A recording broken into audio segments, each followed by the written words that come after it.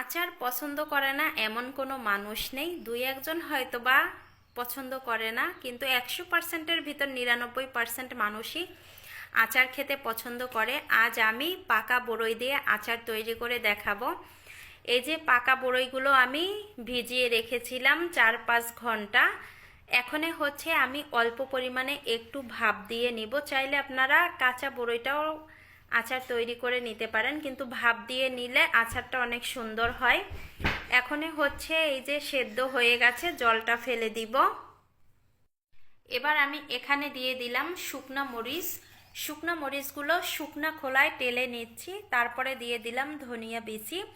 আর গ্যাসের ফ্লেম কিন্তু একেবারে লোতে রেখে এগুলো ভাজি করতে হবে। তারপরে জিরা দিলাম।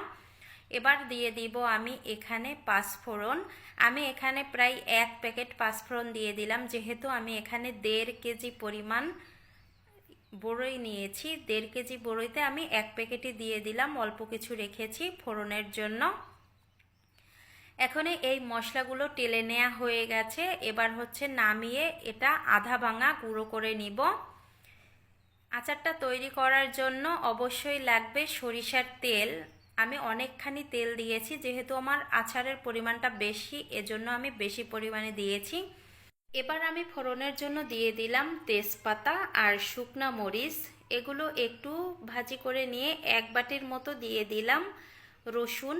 আর রসুনগুলো আমি থেতো করে দিয়েছি, রসুনগুলো ভাজি করে নিব।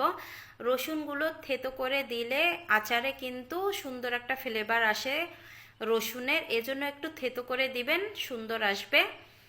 এবার এই যে হালকা হালকা লাল হয়ে আসতেছে রসুনগুলো, এ পর্যায়ে আমি দিয়ে দিলাম গোটা পাঁচফোড়ন। গোটা পাঁচফোড়ন দিয়ে একটু নেড়ে চেড়ে আমি রসুনগুলো এই যে লাল করে ভাজি করে নিয়েছি, লাল হয়ে গেছে।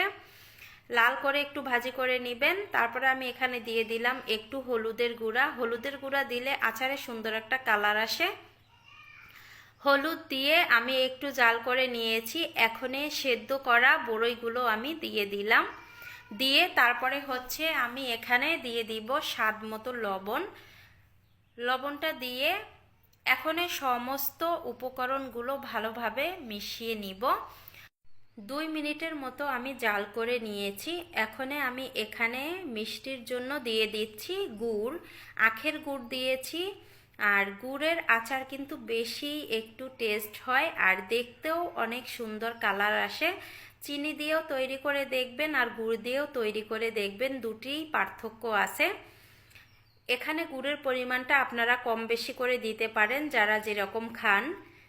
এই তো আমি জাল করে নিয়েছি গুড়টা অনেকক্ষণ। তারপরে এখানে দিয়ে দিলাম শুকনা মরিচের গুঁড়া। যেহেতু মরিচ আগেই আমি ভাজি করে গুঁড়ো করে নিয়েছি, সেগুলো এখন এই যে দিয়ে দিচ্ছি। আর এখানে একটা কথা বলি, আচারের ক্ষেত্রে এই মশলাটা কিন্তু একেবারে মিহি করা যাবে না, আধা ভাঙা দিয়ে দিবেন, তাহলে দেখবেন আচারে এত সুন্দর একটা ফ্লেভার আসে।